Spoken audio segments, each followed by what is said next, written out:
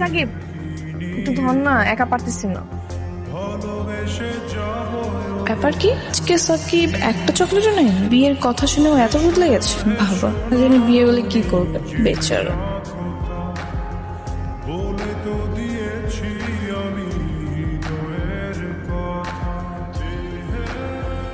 আরোহী শাড়ি পরেছে, শাড়িতে তো ওকে অনেক সুন্দর লাগছে।